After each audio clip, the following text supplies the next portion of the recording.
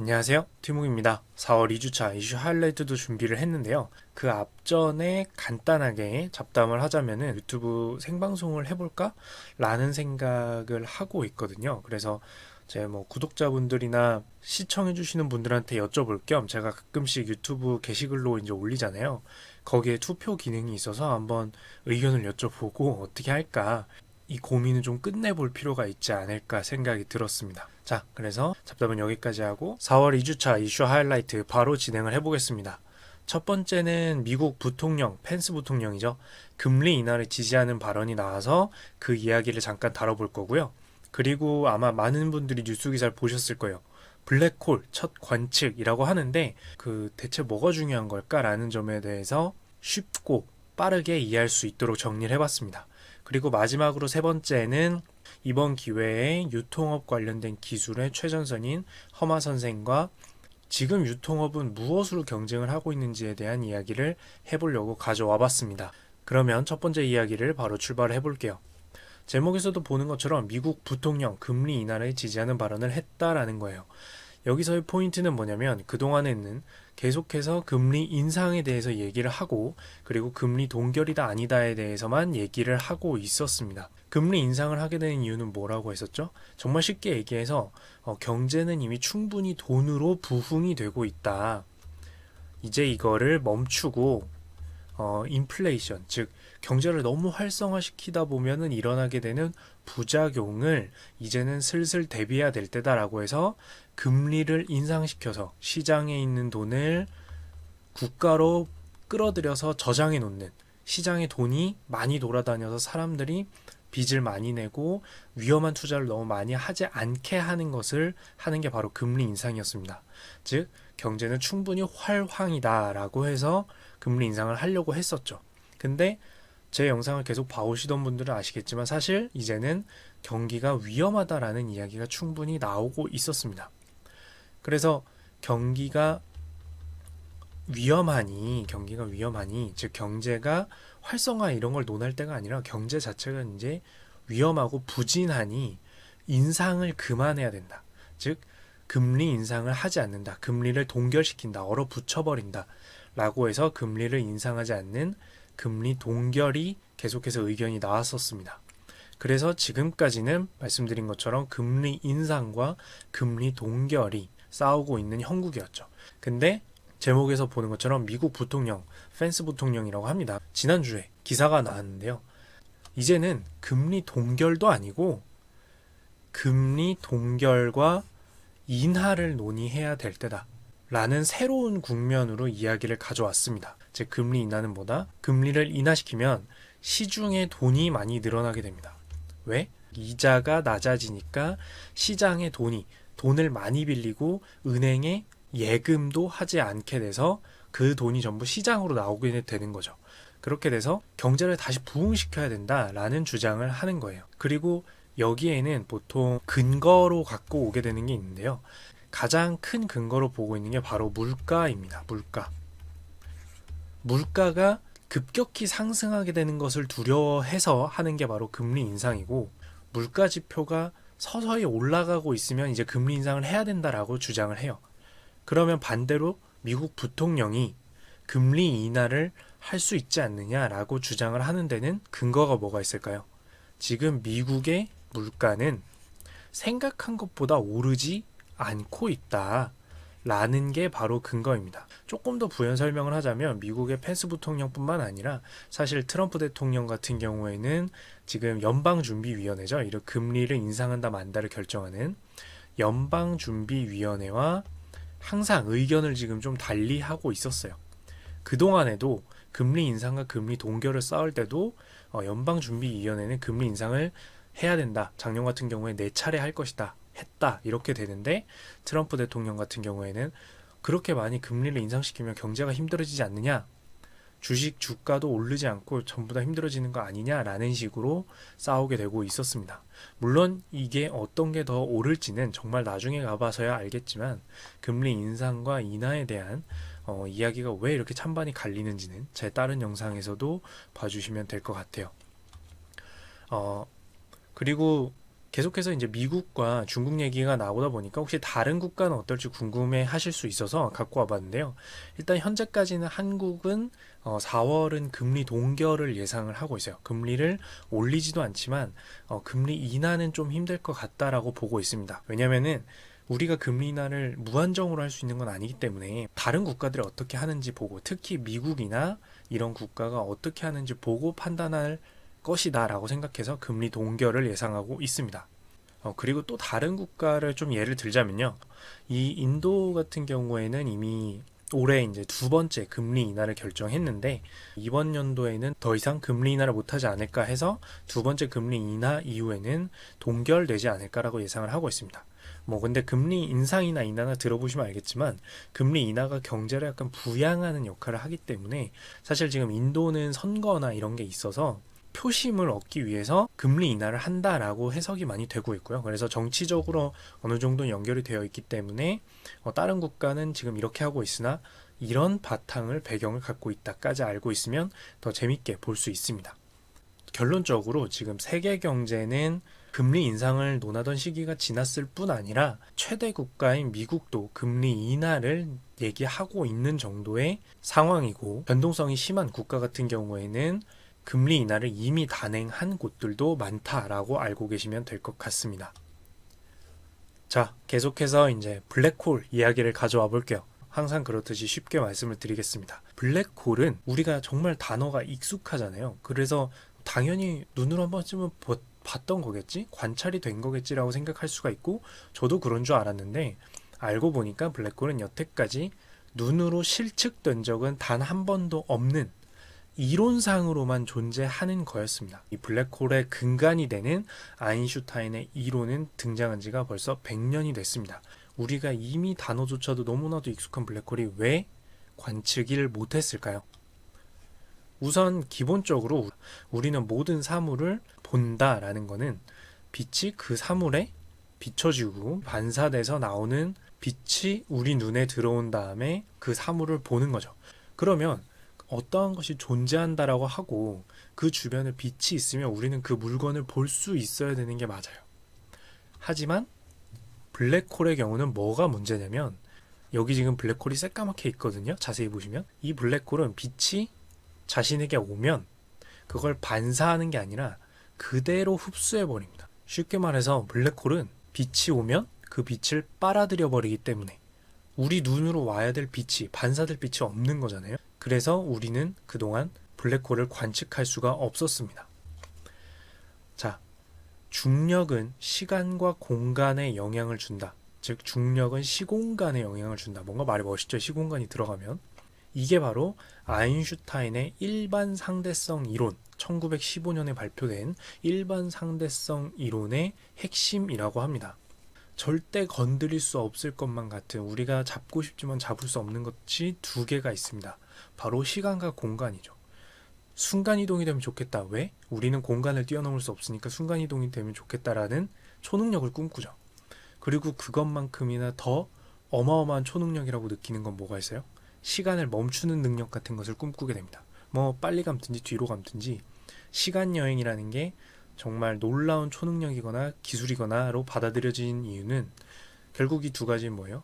우리가 절대 범접할 수 없을 것만 같은 거, 시간과 공간인데, 중력이라는 것이 바로 시간과 공간에 영향을 준다라는 것을 정리한 이론이 일반 상대성 이론입니다.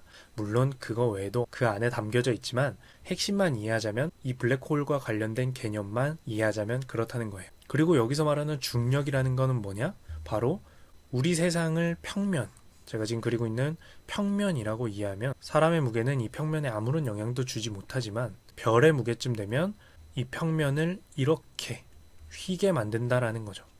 이렇게 휘게 만들면 그 주변에 있는 것들이 굴러 떨어지려고 하겠죠. 이게 바로 중력이라고 생각을 하면 됩니다. 무거우면 무거울수록 이 세상, 공간을 휘게 만들어서 주위에 있는 것들을 자신 쪽으로 끌어당긴다라는 게 바로 중력이에요. 자, 여기까지 쉽게 이해한 다음에, 좋아, 그러면 이거를 눈으로 보려면 어떻게 해야 될까요? 우리가 시공간의 변화를 느낄 수 있나요? 그러면 초능력자죠. 근데 우리는 못 그러잖아요. 그러면 뭔가를 보고 관찰을 해야 돼서 관찰을 통해서 야 진짜다라는 걸 알아야 되는데 대체 뭘로 관찰할 수 있을까요? 시간과 공간이 변하는 거를. 우리 밤하늘에 별 있잖아요. 별. 뭐 낮에도 별이 있는데 이제 햇빛이 너무 밝아서 안 보이죠. 자, 어쨌든 별이 있고 1년 중 특정 시간대에 별의 위치는 정해져 있습니다. 근데 우리가 이 별을 본다라는 건 뭐예요? 별에 빛이 닿은 다음에 반사돼서 날아온 것을 우리가 눈으로 보는 걸 겁니다. 그런데 이 빛이라는 거는 다른데 반사되거나 하지 않으면 항상 직진해요. 공간에서 직진을 하게 됩니다. 그러면 아주 무거운 별, 아주 무거운 행성, 항성의 영향으로 빛이 휘는 것을 보면 무엇을 알게 된 걸까요? 중력으로 공간이 휘어진 것을 눈으로 보게 되는 겁니다.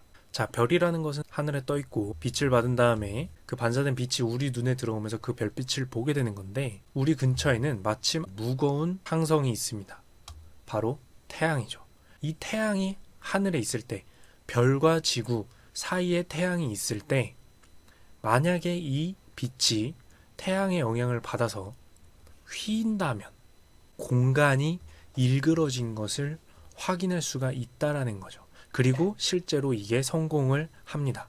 그래서 어떻게 보이냐면 자, 실제 별은 아까 최초에 찍혔던 이 위치에 있어요.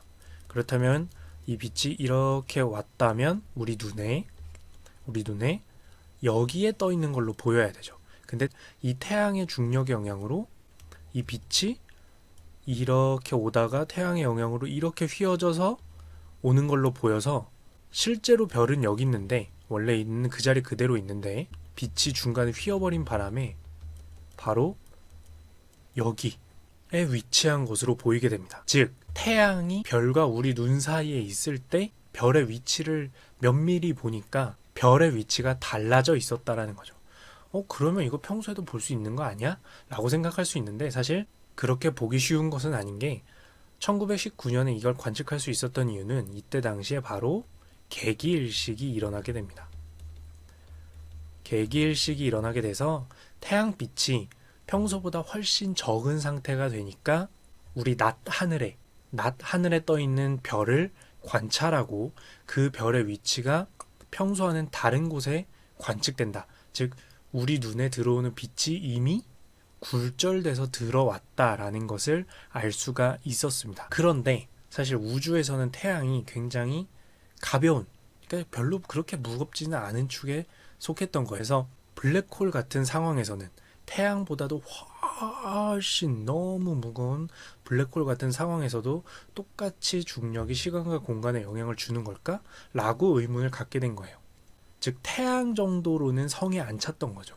그러던 와중에 이제 블랙홀이 존재할 것이다라는 이론까지 나오고 우리는 영화로 그 모습까지 개략적으로 볼 수가 있었는데 드디어 이제 104년 만에 우리가 블랙홀을 관측을 하게 된 겁니다. 이 블랙홀은 역시 당연히 빛을 흡수했기 때문에 블랙홀이 실제로 존재하는 그 구역 자체는 그 영역은 완전히 새까맣게 보이고요. 이것을 관측했다라는 것은 무엇을 관측한 거냐면 아까 태양 정도가 빛을 휘게 만들었잖아요. 그리고 블랙홀은 빛을 흡수할 정도의 중력을 가지고 있다 그랬죠. 자, 그러면 스쳐 지나가는 빛들은 이런 식으로 해서 빨려 들어가는 빛도 있겠지만 정말 아슬아슬한 경계면, 즉 블랙홀이 빨아들이는 정도랑 벗어날 수 있는 정도의 거리인 정말 아슬아슬한 경계면으로 간 빛은 이렇게 블랙홀 주변에 빛의 고리를 형성하게 됩니다. 블랙홀에 사로잡힌 빗무리를 보게 되는 거죠. 당연히 육안으로 관측한 것도 아니고 일반적인 망원경 수준으로도 관측할 수가 없어서 지구 사이즈의 렌즈가 필요했습니다. 그런 지구 사이즈의 렌즈가 어딨어? 진짜로 우리가 알고 있는 그런 렌즈가 아니고요. 이런 걸 관측할 때 쓰는 것은 전파 망원경이라고 해서 우주에서 날아오는 전파를 분석해서 이미지화해서 보는 망원경을 사용하게 됩니다. 지구 사이즈 렌즈 이러면 안 와닿을 수 있는데, 자 이제 지구 각지에 있는 이 전파를 수신하는 이 접시들을 가지고 있는 곳이 협력해서 동시다발적으로 전파를 받아서 해석하는 것을 통해서 원하는 초점의 이미지를 얻어내는 기술을 구현을 한 거예요. 블랙홀과 이게 왜 대사건인지, 그리고 이게 왜 그동안 힘들었는지를 좀 쉽게 이해해보는 시간을 가져봤습니다. 자, 그럼 마지막으로 하마 선생 이야기인데요. 지금 이제 K푸드라고 하죠. 한국의 음식. 뭐 굉장히 그 매운 볶음면도 많이 유명해졌고요. 이렇게 음식이 알려지면 우리도 어떤 맛있는 음식을 먹으면 야, 이거 우리나라 음식인가? 아니면 뭐 야, 이거 어느 나라 음식이지? 뭐 이렇게 하듯이 정말 세계의 이름을 알리는 좋은 방식이기도 합니다. 그래서 지금 한국 음식이 중국 상하이에서 전시되고 이 전시를 제공하고 있는 업체가 하마 선생, 그들 발음대로 하면 허마셴셩이라고 해요. 이 허마셴셩은 장보기의 최전선이라고 할 수 있는데요. 우리가 키오스크 같은 경우에도 음식점에서 만나보게 되다 보니까 이제 익숙해지고 야, 세상 정말 좋아졌다. 야, 정말 이거 사람 설 자리가 없네라는 이야기가 바로 와닿게 되는데 그거랑 또 유사한 거 하나가 바로 유통업입니다. 쉽게 말하면 우리가 장 볼 때 만나게 되는 곳들이죠. 대형마트나 마켓이라고 할 수가 있는데요. 이 장보기에 기술적으로 최전선을 달리는 곳이 바로 중국의 허마셴셩입니다. 이 허마셴셩에 대해서 쉽게 좀 와닿게 말씀을 드리자면 중국에서 이 허마셴셩이 인근에 있다라고 하면 그 일대는 이 허마셴셩의 영역이라고 해서 반경 몇 킬로미터 이내는 집값이 크게 오를 정도로 중국 내에서 정말 잘 알려진 브랜드라고 할 수가 있어요. 우리가 이제 O2O라고 하죠. 온라인 투 오프라인이라고 하는데 그곳에 가서 직접 장을 보든지 아니면 또는 스마트폰으로 장을 보면 장의 내용물들을 배달을 해주고 본인 직접 장을 보더라도 꼭 들고 갈 필요 없이 배달을 지원해주기도 합니다. 여기까지는 뭐가 특이하지라고 할 수가 있는데요. 이 허마셴셩은 이 중간에 자동화가 정말 많이 도입이 되어 있습니다. 예를 들어서 방금 이제 스마트폰으로 장을 봤다든지 또는 제가 직접 가서 오프라인에서 마트에서 장을 본다든지 정말 신선한 가재나 뭐 새우 뭐 이런 것들을 골랐든지 하면 특정 위치에 놓으면 그 위에서 랩이 쌓이고 포장이 된 다음 위에서 기계팔이 내려와서 배달을 준비하는 공간으로 옮겨져서 그곳에서 포장이 된 다음에 배달되는 시스템을 갖추고 있습니다.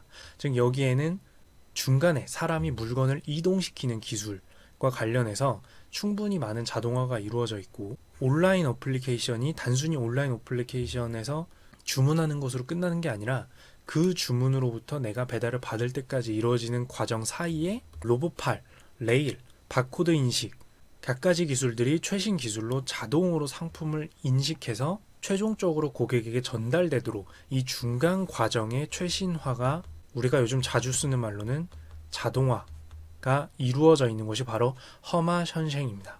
그래서 이 허마셴셩이 내세우고 있는 것은 여러분들이 원하면 30분 내로 장 본 것을 배달해 드립니다 라고 하는 거예요.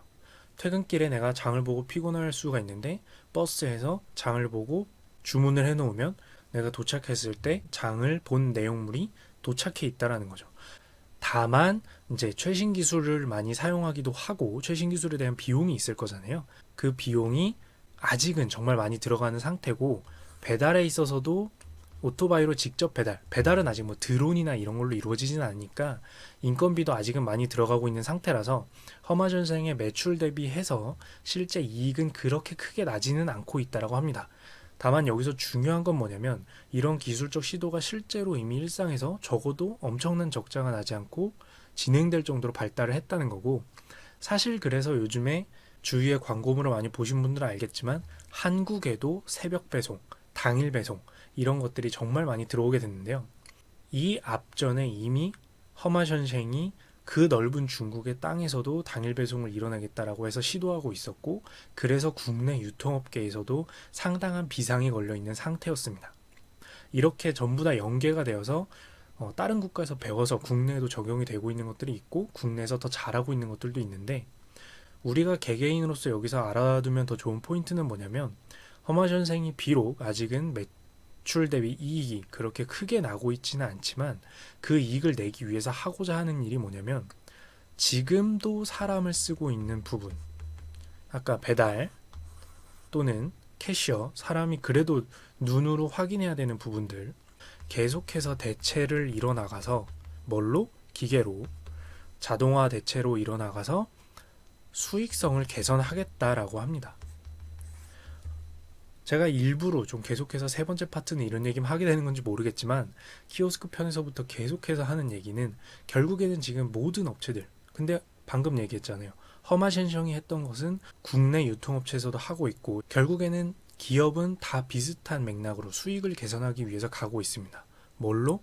사람을 대체해서요. 그렇기 때문에 이런 맥락을 잇는다면 결국에는 사람을 대체하는 그 기술들을 우리가 알고 내가 무엇을 해야 되는지 경각심을 더 가져볼 만한 이유가 되기도 할 것 같습니다. 당일 배송과 마트의 O2O, 온라인에서도 장보기 가능한 대형마트의 사례들의 전신인 하마셴성을 알아보았는데요. 하마 선생은 참고로 말해서 이 하마는 진짜 그 하마고요. 허마셴성의 마크 자체가 하마가 그려져 있습니다. 자, 여기까지 이제 4월 2주차 이슈 하이라이트 준비를 했고요. 오늘도 정말 짧게 준비를 했다라고 생각을 했는데 또 얘기하다 보니까 신나서 떠들었습니다. 여기까지 봐주신 분들 제가 나중에 게시글 올리면은 제가 생방송을 진행한다면 어떨지에 대해서 꼭 투표라도 남겨주시면 좋고요. 여기 댓글로라도 남겨주시면 좋을 것 같습니다. 이상 티묵이었습니다.